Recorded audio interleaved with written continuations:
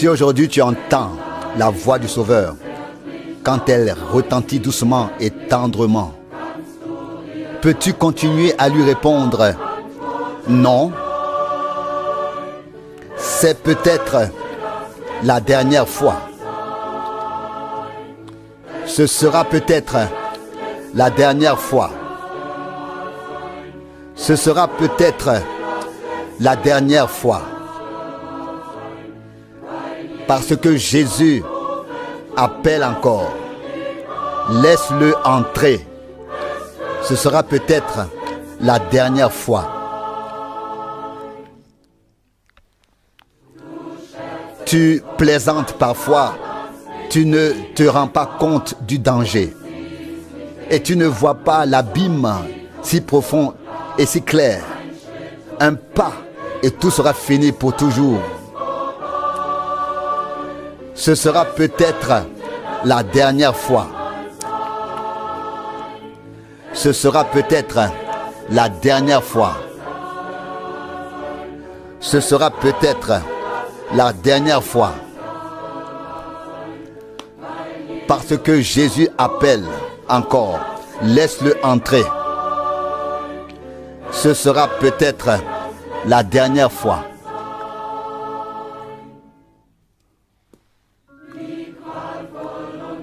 Comme ce sera pénible et terrible un jour, loin de tout ce qui peut réjouir l'âme. C'est pourquoi il faut prendre dès aujourd'hui le meilleur chemin. Ce sera peut-être la dernière fois. Ce sera peut-être la dernière fois. Ce sera peut-être la dernière fois. Parce que Jésus appelle encore. Laisse-le entrer. Ce sera peut-être la dernière fois.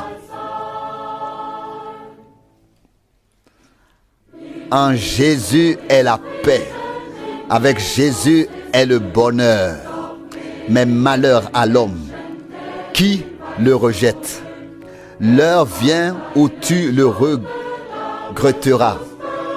Où tu le regretteras. Il sera peut-être trop tard pour toi. Il est peut-être trop tard pour toi. Il pourrait être trop tard pour toi. Il est peut-être trop tard pour toi. Parce que Jésus appelle encore. Laisse-le entrer. C'est peut-être la dernière fois.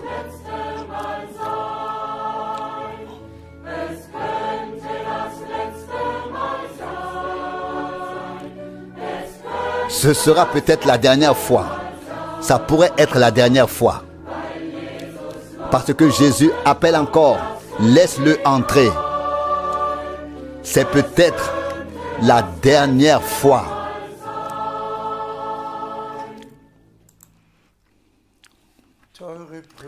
Chers frères et sœurs dans le Seigneur, je vous salue très très cordialement au nom très cher de notre bien-aimé Rédempteur Jésus-Christ. Nous sommes avancés dans le temps et le retour du Seigneur est vraiment tout proche. Nous remercions le Seigneur pour tout ce qu'il a déjà fait et nous le remercions de ce que nous avons part à ce qu'il fait actuellement. Cela se passe en effet avec Israël, avec les nations, dans le domaine naturel, dans le domaine spirituel. Tout se passe comme cela a été prédit pour la fin des temps. Nous allons donc examiner aujourd'hui quelques passages bibliques très très importants.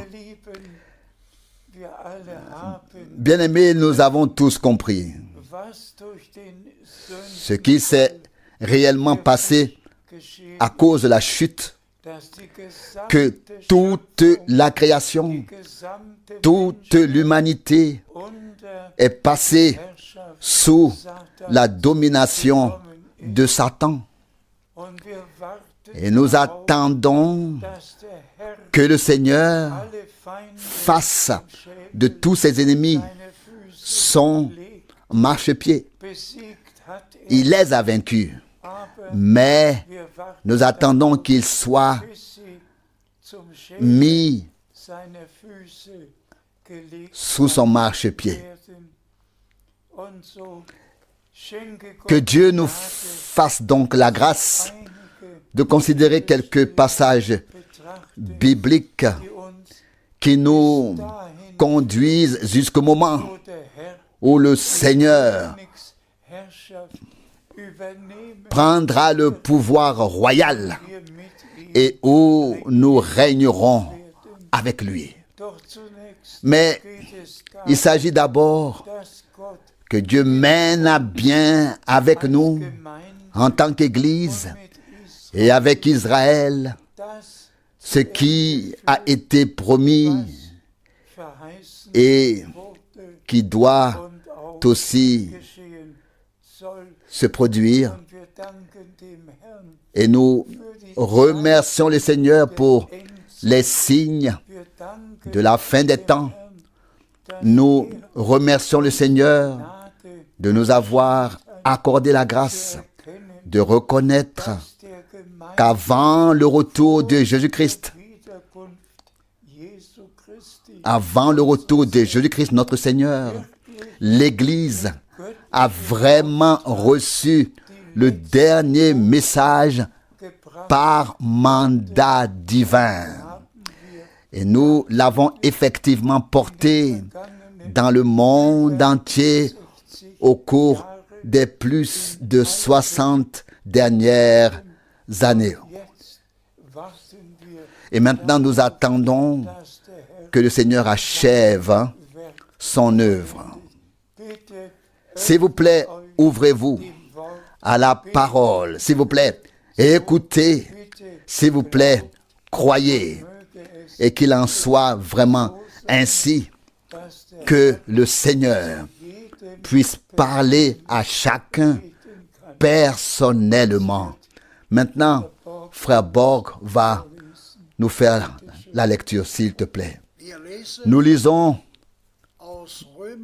Romains 1, versets 1 et 2. Romains 1, versets 1 et 2. Moi, Paul, serviteur du Christ Jésus, j'ai été mis à part par appel à être apôtre pour annoncer le message du salut de Dieu qui avait été promis auparavant de la part de Dieu par ses prophètes dans les Saintes Écritures. À cela, nous disons encore une fois Amen. Appelé directement par Dieu pour annoncer ce que Dieu a fait annoncer d'avance par les prophètes qui allait arriver et qui est aussi arrivé. Et alors, cela signifie tout. De la naissance du Rédempteur à l'achèvement de l'Église épouse jusqu'à l'enlèvement. Et donc, nous sommes tout simplement très, très reconnaissants qu'il y ait eu un appel divin, que ce soit les prophètes ou les apôtres. Des appels divins ont été lancés pour annoncer le plan de salut divin. Et bien-aimés frères et sœurs, je le dis maintenant vraiment en toute humilité.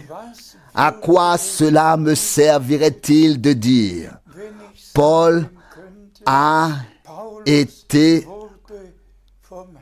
appelé par le Seigneur?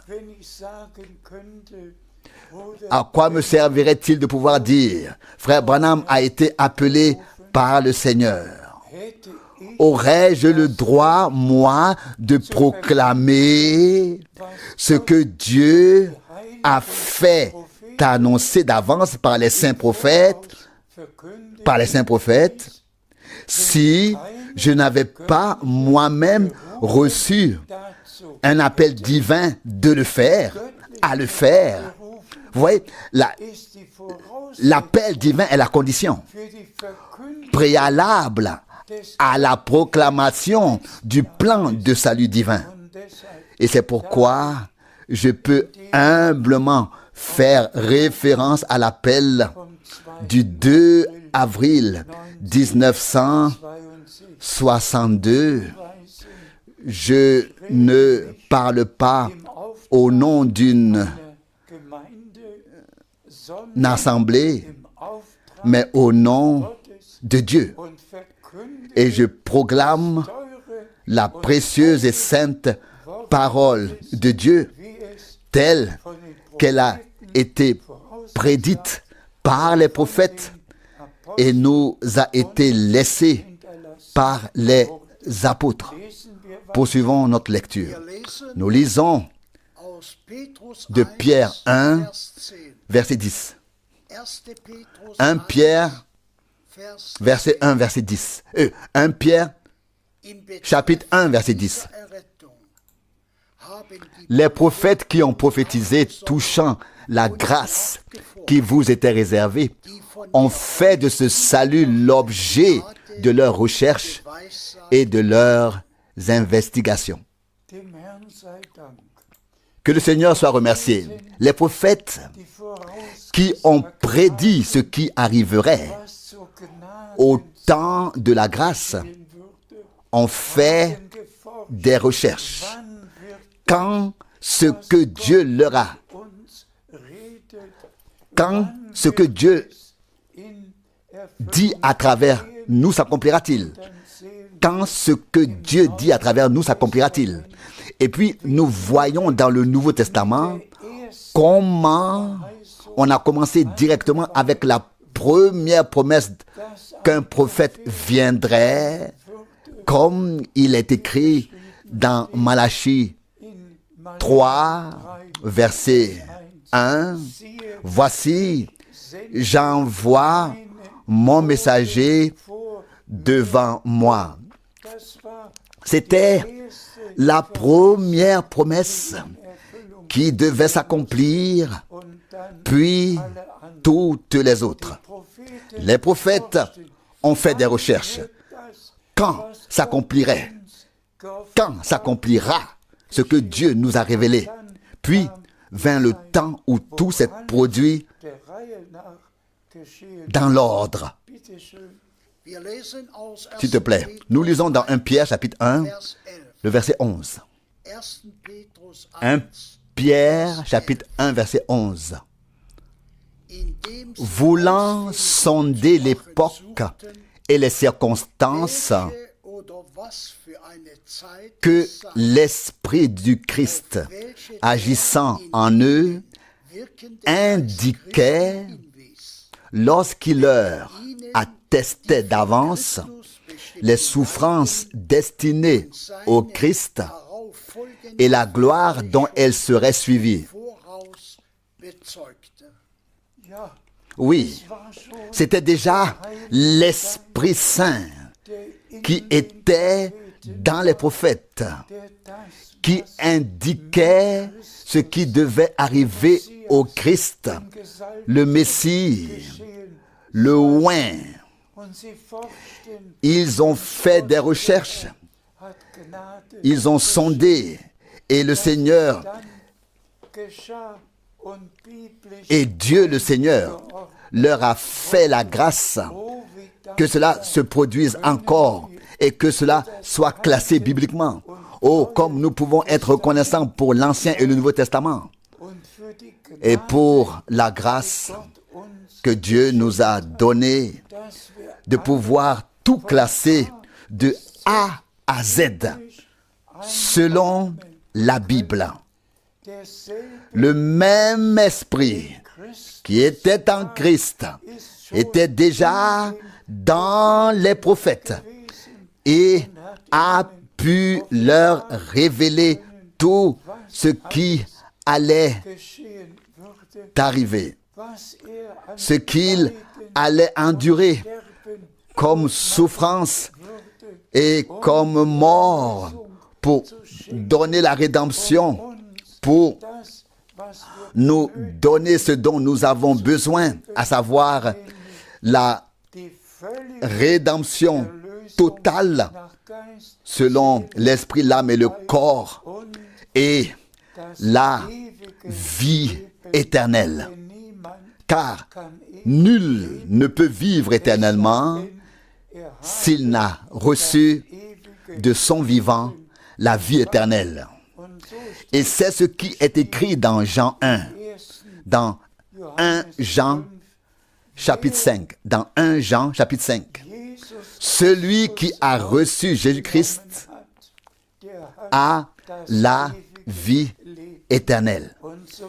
Et ainsi que tous reçoivent et acceptent non seulement le message, mais aussi Jésus-Christ personnellement. Et puisse-t-il être celui qui parle maintenant personnellement à chacun par sa parole. S'il te plaît, nous lisons 1 Corinthiens chapitre 2, verset 13.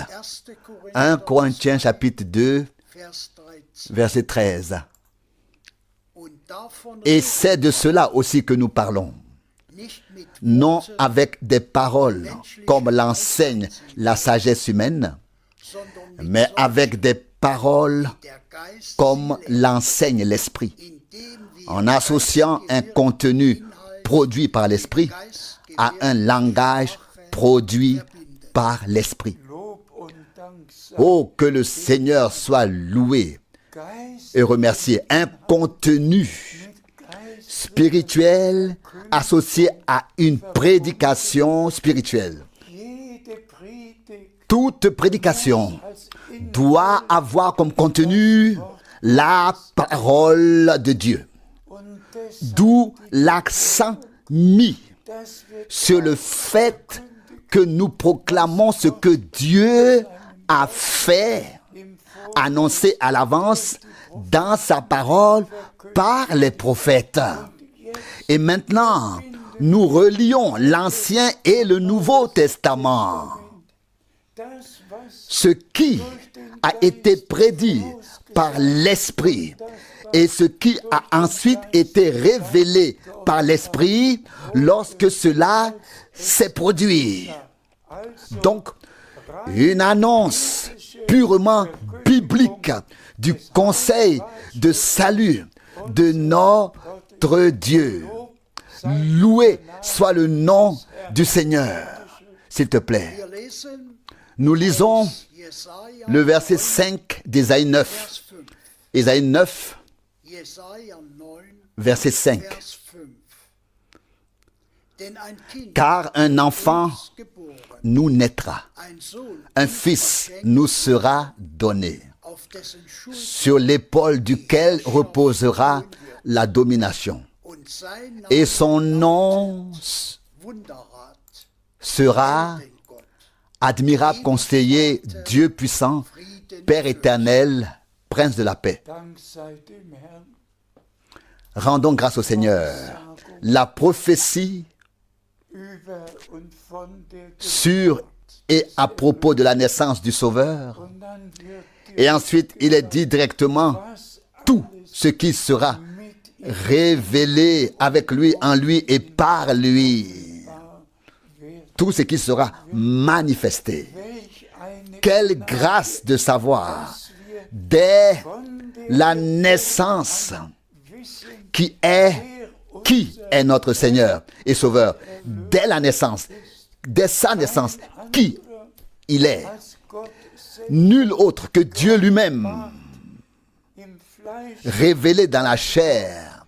La parole s'est faite chair et a habité parmi nous. Et nous avons vu sa gloire, la gloire du Fils engendré du Père. Et c'est ici que nous commençons à pouvoir être nous aussi des fils et des filles premiers-nés et à recevoir directement par le Fils de Dieu la position de fils et de fille de Dieu. Quelle grâce, quel privilège. Poursuivons notre lecture. Nous lisons d'Ésaïe 9, le verset 6. Ésaïe 9, verset 6. Sa domination sera étendue et la paix ne cessera pas sur le trône de David et pour sa royauté, l'établissant et la soutenant par la justice et l'équité, dès maintenant jusque dans l'éternité. Loué soit le Seigneur. L'avez-vous tous remarqué? Lorsque la naissance a été promise, la royauté a déjà été promise. Il régnera en roi et sa royauté englobera tout. Et il régnera en roi pour l'éternité. Directement à la naissance, l'achèvement est annoncé. Lui, le Rédempteur, régnera en roi. Ô loué et exalté soit le Seigneur. Même les paroles, désormais, dès maintenant, oui, le moment arrive et est proche. Tout d'abord, nous sommes enlevés, puis vient ce qui se passe ensuite, à savoir le ministère des deux témoins dans la première partie des 3 premières années et demie, et puis la grande tribulation dans la deuxième partie des 3 années et demie, et ensuite Dieu achève aussi tout avec Israël, comme cela est décrit en particulier dans le prophète Zacharie, dans les 3 derniers chapitres. Tout se passera comme Dieu l'a prédit dans sa parole. S'il te plaît, nous lisons dans Luc 1, versets 31 et 33. Luc 1, verset 31 jusqu'au verset 33.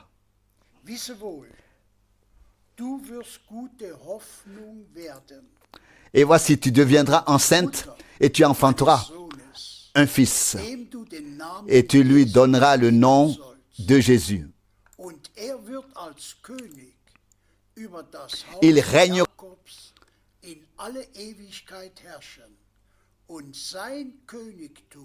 Il régnera sur la maison de Jacob, le verset 33, éternellement, et son règne n'aura point de fin. Loué et exalté soit notre Seigneur. Encore une fois, à l'annonce de la naissance, et sa royauté n'aura point de fin. Oh, quel privilège, frères et sœurs, de reconnaître connaître ce qui s'est passé pendant ces 2000 ans, que Dieu a appelé à sortir de tous les peuples et de toutes les langues pour former l'Église du Nouveau Testament.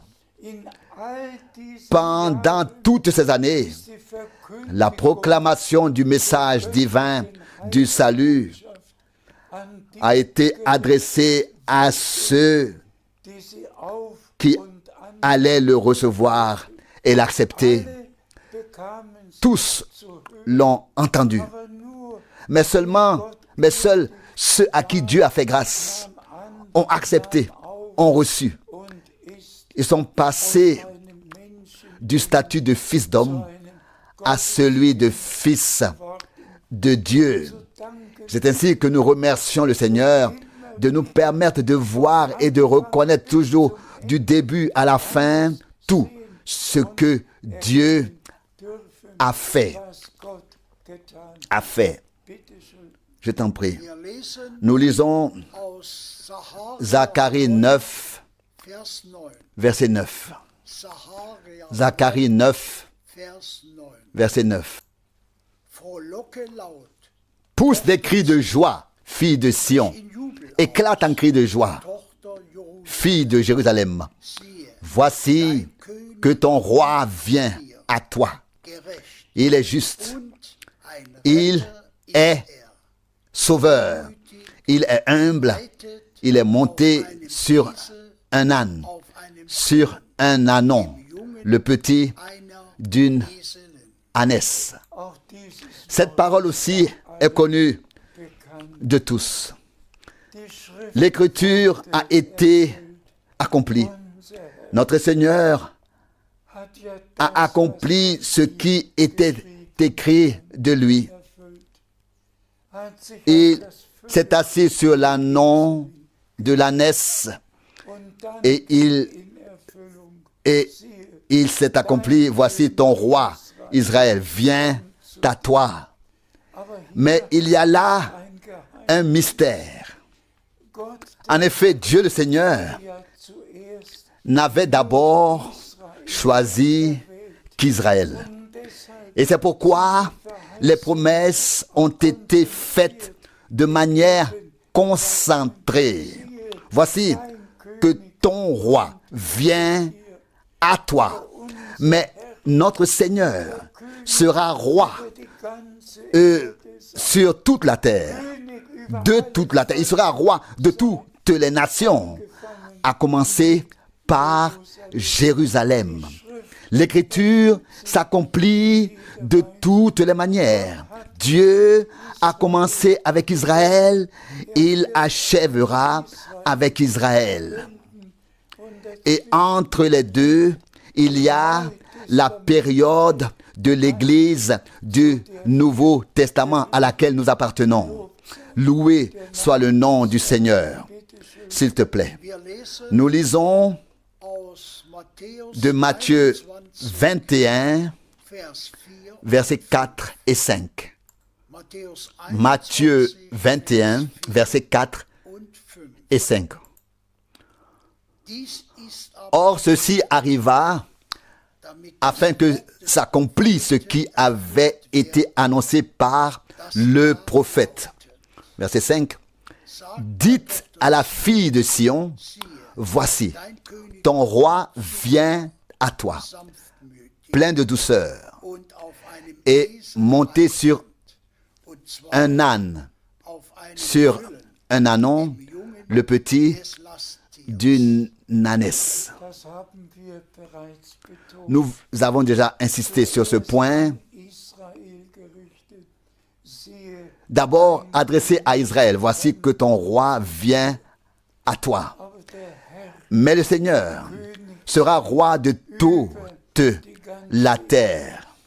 J'avais vraiment à cœur de souligner qu'à la fin, toute la chute sera terminée pour toujours et que notre Seigneur, sera le roi de toute la terre. Et nous régnerons et gouvernerons avec lui, car c'est à cela que nous sommes destinés. Lisons encore les passages qui s'y rapportent, s'il te plaît. Nous lisons de Luc 23, le verset 3. Luc 23, verset 3. Pilate l'interrogea en ces termes. « Es-tu le roi des Juifs ?» Jésus lui répondit, « Oui, je le suis. » Cette parole, aussi toujours en rapport avec le peuple d'Israël. « Es-tu le roi des Juifs ?» Oui, je le suis. À l'époque, il ne s'agissait que d'Israël. Aujourd'hui, il s'agit il s'agit de l'Église, de tous les peuples, les langues et nations. Et si l'on demandait aujourd'hui, es-tu le roi qui régnera sur toute la terre, qui dominera toutes les nations? Il répondrait, oui, je le suis. Et les prochains passages bibliques en témoigneront. S'il te plaît, nous lisons dans Apocalypse chapitre 10, versets 5 à 7. Apocalypse 10, versets 5 à 7. Alors l'ange que j'avais vu se tenant sur la mer et sur la terre leva la main droite vers le ciel. Verset 6. Et jura par celui qui vit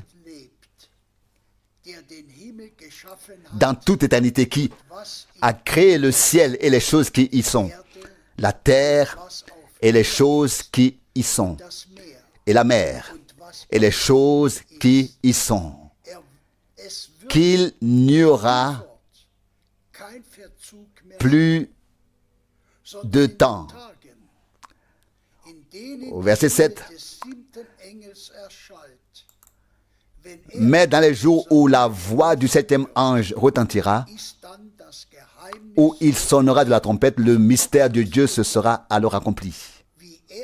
Comme il a annoncé avec assurance à ses serviteurs les prophètes, comme un joyeux message. Remercié soit le Seigneur. Ce passage biblique est si important en ce qui concerne le règne de notre Seigneur. Et celui qui lit le chapitre 10 depuis le début, le Seigneur vient en tant qu'ange de l'Alliance.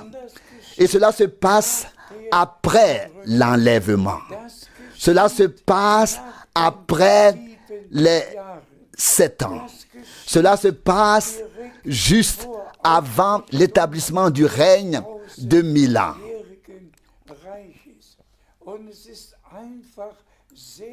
Et il est tout simplement très très important de faire la distinction ici. Frère Branham était le 7e ange de l'Église, pas le 7e ange de la trompette.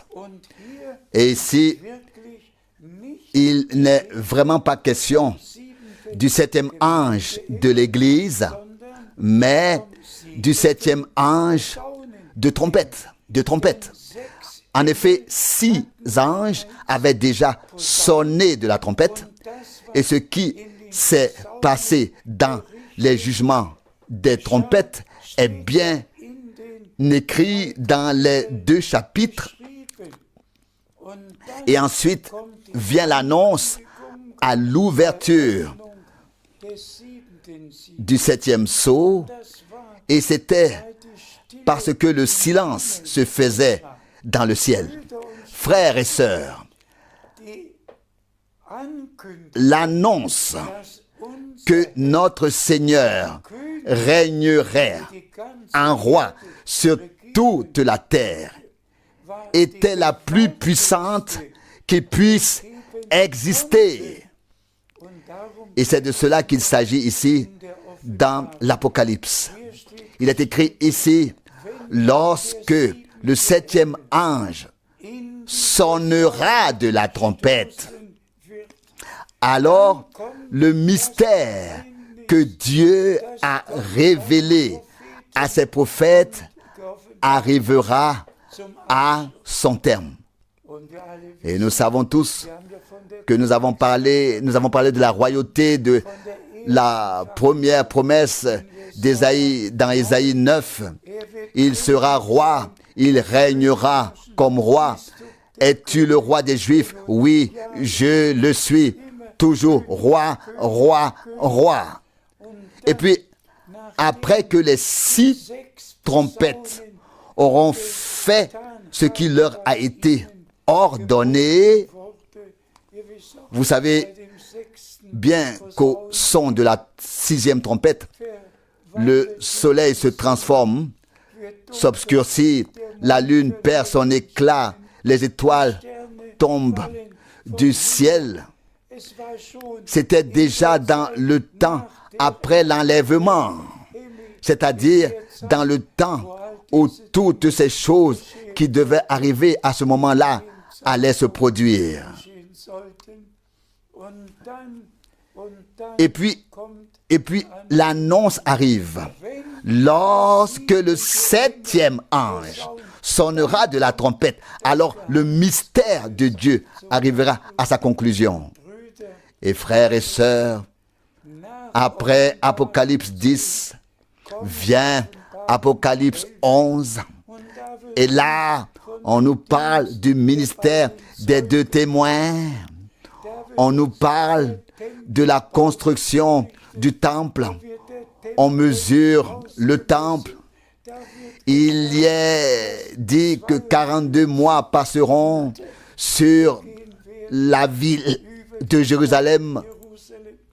Sur la ville de Jérusalem, c'est-à-dire que pendant les 3 premières années et demie, si le temple est construit et que les 2 témoins accomplissent leur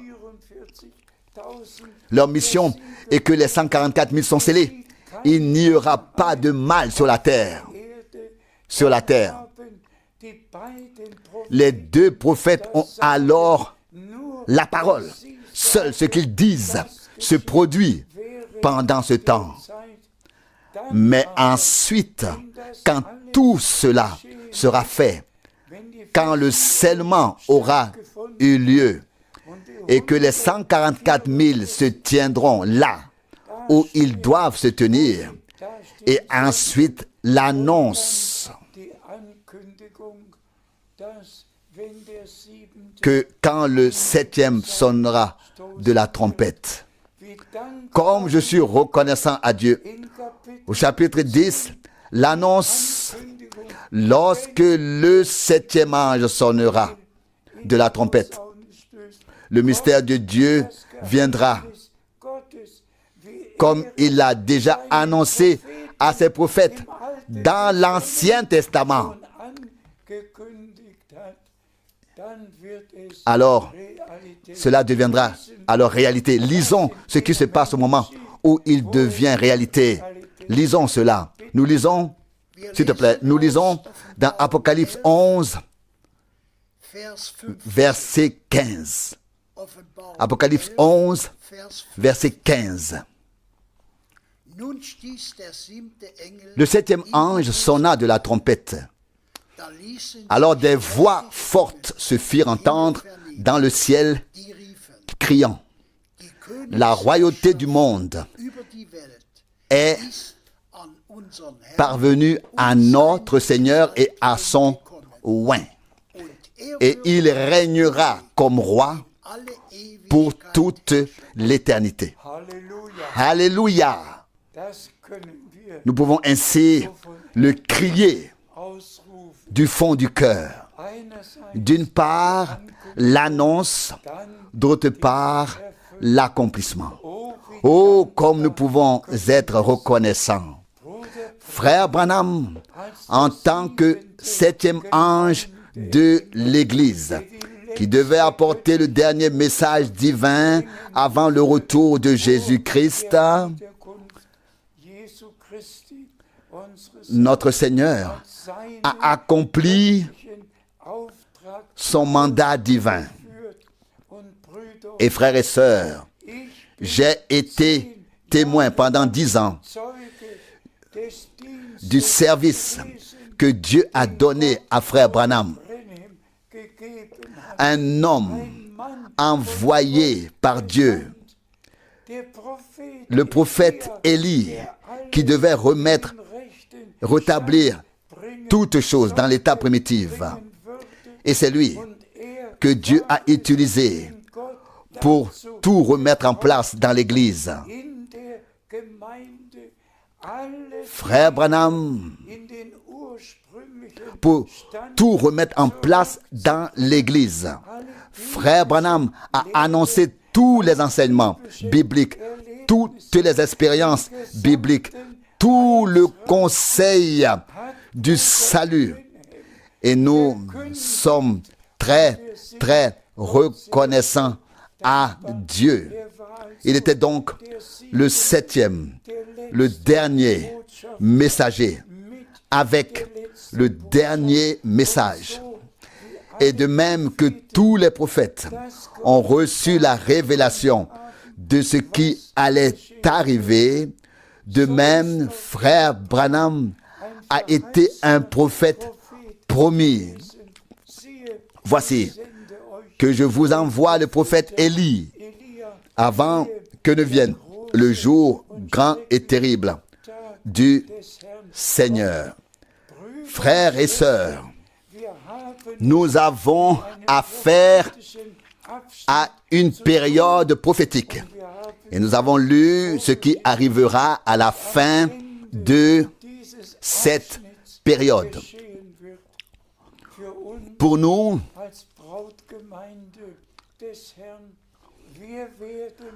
en tant qu'Église épouse du Seigneur, nous allons vivre notre achèvement. Le Dieu fidèle, par une puissante action de l'Esprit, fera son œuvre. En nous, en chacun personnellement. D'abord, en chacun personnellement, en nous offrant les expériences de salut.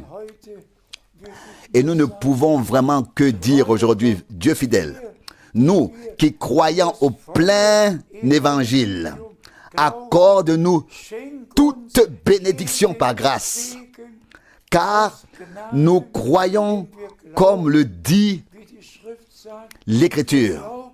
Nous croyons à la conversion, nous croyons à la repentance, que nous nous repentons de notre vie devant Dieu, que nous nous repentons et que nous lui demandons pardon. Nous croyons au pardon de nos péchés par le sang versé de l'agneau. Nous croyons à la nouvelle naissance par l'Esprit et la parole de Dieu. Nous croyons à l'expérience d'être remplis du Saint-Esprit, comme cela s'est produit à la Pentecôte. Nous croyons au scellement par le Saint-Esprit, avec le Saint-Esprit, comme en témoigne Éphésiens 1, verset 13 et Éphésiens 4, verset 30. Et nous croyons que le Seigneur nous parle maintenant, vraiment, maintenant, pas demain ou après-demain, mais maintenant, aujourd'hui, il parle avec nous. Et le fait qu'il a déjà commencé a été attesté par de nombreux frères dans le monde entier. Le Seigneur a commencé à faire son œuvre dans les élus.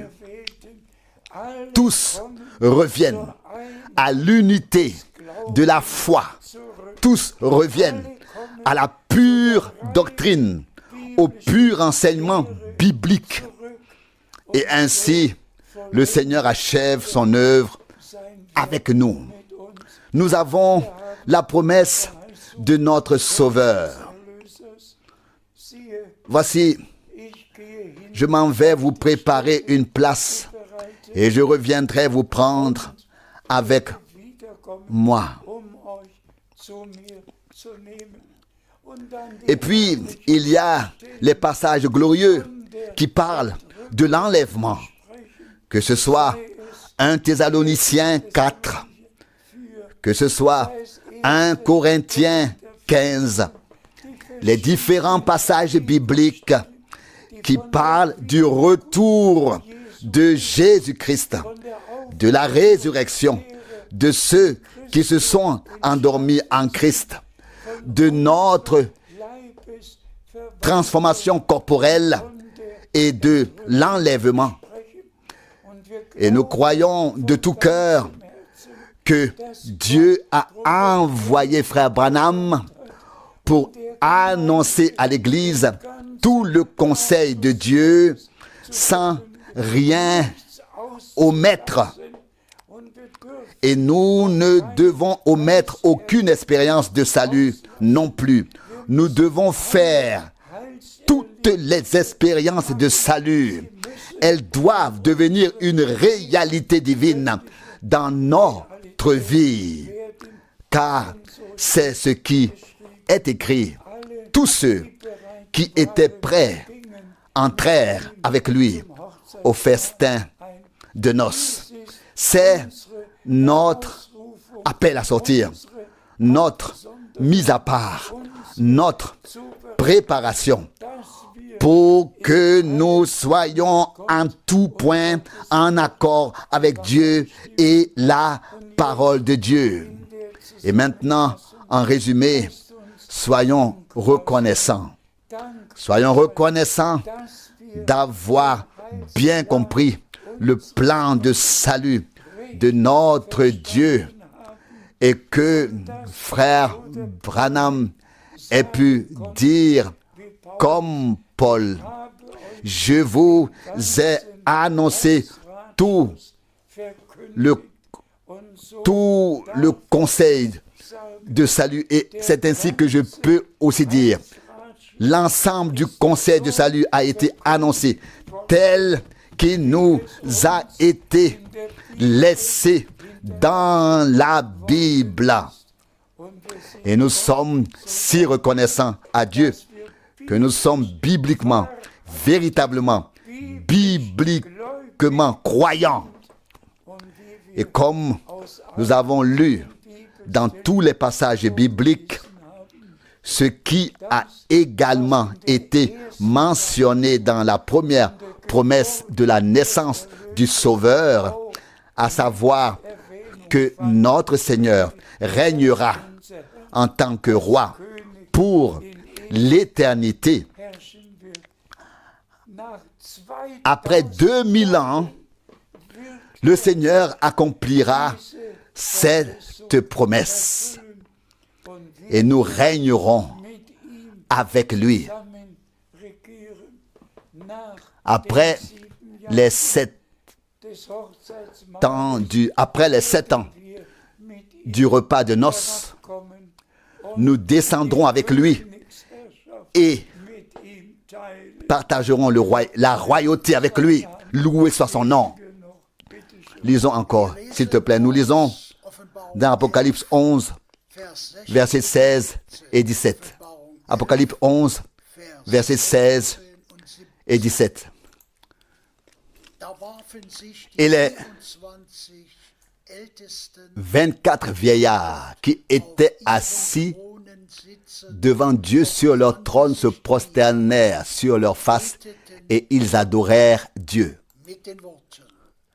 Verset 17 en disant, nous te rendons grâce Seigneur, Dieu Tout-Puissant qui est et qui était, de ce que tu as saisi ta grande puissance et pris possession de ton règne. Alléluia. À ce moment-là, il se passe quelque chose de puissant. Les 24 vieillards se prosternent sur leur visage. Maintenant, l'achèvement du conseil divin de salut est arrivé. Et les 4 êtres vivants et tous se sont mis d'accord. Maintenant, la domination est venue à notre Dieu. Alléluia, alléluia. Frères et sœurs, comme nous pouvons être reconnaissants, nous serons témoins de tout cela lorsque cela se produira. Et nous aussi, nous nous prosternerons devant le Seigneur et le remercierons pour ce qu'il a fait pour nous et pour la haute vocation divine qui nous a été adressée, la vocation céleste. Frères et sœurs, nous sommes les enfants de Dieu, nous sommes un peuple de rois et de sacrificateurs. Nous sommes destinés à vivre tout ce que Dieu a promis à l'Église et qu'il fera. Pensez donc au moment où ce qu'a annoncé le 7e ange de la trompette se produit, que le règne commence. Les 24 vieillards se prosternent sur leur face et remercient Dieu. Relis ces paroles, les paroles qu'ils utilisent pour remercier Dieu, et nous le ferons avec les mêmes paroles, s'il te plaît. Nous te remercions, Seigneur, Dieu Tout-Puissant. Amen. Qui est, qui était, de ce que tu as pris possession de ta grande puissance et de ce que tu as commencé à régner. Tu as commencé à régner. Alléluia. Oh, quel moment ce sera. L'enlèvement sera déjà glorieux. Tout sera glorieux. Mais quand viendra l'achèvement, frères et sœurs, alors le ciel et la terre seront réunis. Dieu sera alors aux commandes. On n'entendra plus parler du diable qui sera lié et jeté au feu en bas. C'est ce qui est écrit. Avons-nous un autre passage biblique, s'il te plaît? Oui. Apocalypse 12, verset 10. Apocalypse 12, verset 10. Et j'entendis dans le ciel une voix forte qui criait: maintenant, le salut, la puissance et la royauté sont venus à notre Dieu. Et la domination à son oint. Alléluia. Car il est tombé l'accusateur de nos frères, celui qui les accusait jour et nuit devant notre Dieu. Oui. Et l'accusateur ne sera pas seulement précipité du ciel, mais il sera lié et il sera en bas pour 1000 ans. Oh, disons-le encore une fois, frères et sœurs bien-aimés, Dieu nous a donné la grâce de respecter le service de frère Branham et de reconnaître ce dont il s'agit maintenant. Et je demande à tous les frères, de ne prêcher, de n'enseigner que comme il est écrit ici, et tel qu'il est écrit ici dans la Bible. Et Dieu le Seigneur achèvera son œuvre en notre temps avec l'Église épouse. Et comme nous l'avons déjà dit précédemment, c'est par un appel divin que le dernier message a été annoncé à toutes les nations en tant que message divin de salut. Et c'est ainsi que Matthieu 24, 14 s'est accompli. Ce message de salut sera prêché à toutes les nations en témoignage. Aujourd'hui, cette écriture est accomplie sous nos yeux. Tous les peuples, toutes les langues ont entendu pour la première fois dans toute l'histoire le message de salut de Dieu. L'écriture est accomplie. Nous le voyons et nous remercions le Seigneur de ce que l'écriture a aussi trouvé son accomplissement en nous. Et nous pouvons avoir part à tout ce que Dieu a déjà fait, a fait en notre temps et fera encore. Soyez bénis, quelles que soient les épreuves et ce qui peut arriver et partir dans notre vie, nous nous y accrochons. Ce ne sera plus qu'un court, très court moment. Puis viendra celui qui doit venir. Lisez tous Hébreux 10, verset 35 jusqu'au bout. Que Dieu le Seigneur vous bénisse dans tous les peuples et dans toutes les langues. Que Dieu le Seigneur bénisse tous les frères qui servent d'une manière spéciale. Que Dieu bénisse tous les traducteurs d'une manière particulière. Que Dieu bénisse tous ceux qui participent aux retransmissions. Que Dieu bénisse tous ceux qui participent maintenant à ce que Dieu fait actuellement. Et ceci est le dernier message, la dernière action de Dieu sur terre par le Saint-Esprit et par la parole de Dieu dans la troupe rachetée par le sang. À notre Dieu seul soit la gloire et la louange dans toute l'éternité. Alléluia. Vous aussi prosternez-vous et rendez grâce au Seigneur pour ce qu'il nous a révélé et donné, et pour que nous puissions avoir une pleine part de ce que Dieu fait actuellement. C'est cela, la grâce. Loué et exalté soit notre Seigneur. Qu'il soit remercié pour sa parole, pour son sang, pour ses promesses. À lui la gloire au nom saint de Jésus. Soyez bénis par la bénédiction du Dieu Tout-Puissant au nom saint de Jésus. Amen. Amen.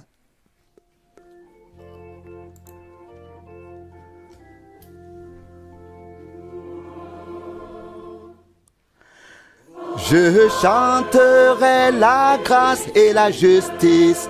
Je chanterai la grâce et la justice. Je rendrai grâce au Seigneur, qui est si bon. Lui apporter la gloire et l'adoration pour tout ce qu'il a fait pour moi. Louange, honneur, gloire, adoration. Louange, honneur, gloire, adoration à toi.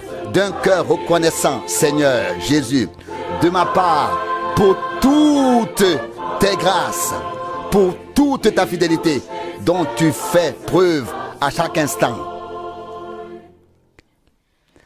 Je le loue parce qu'il s'est laissé trouver, car il a vu ma misère, et que malgré tous mes péchés, il m'a accordé sa grâce en échange de mes droits.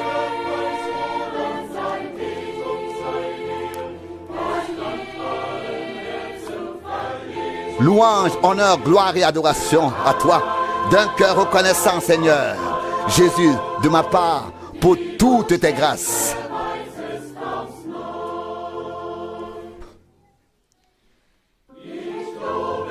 Je loue le Seigneur pour la Bible, l'écriture qui vient des auteurs célestes. Elle m'apprend à éviter le mal et à suivre les voies divines. Louange, honneur, gloire et adoration d'un cœur reconnaissant, Seigneur, à toi, Jésus, de ma part, pour toutes tes grâces, pour toutes tes grâces.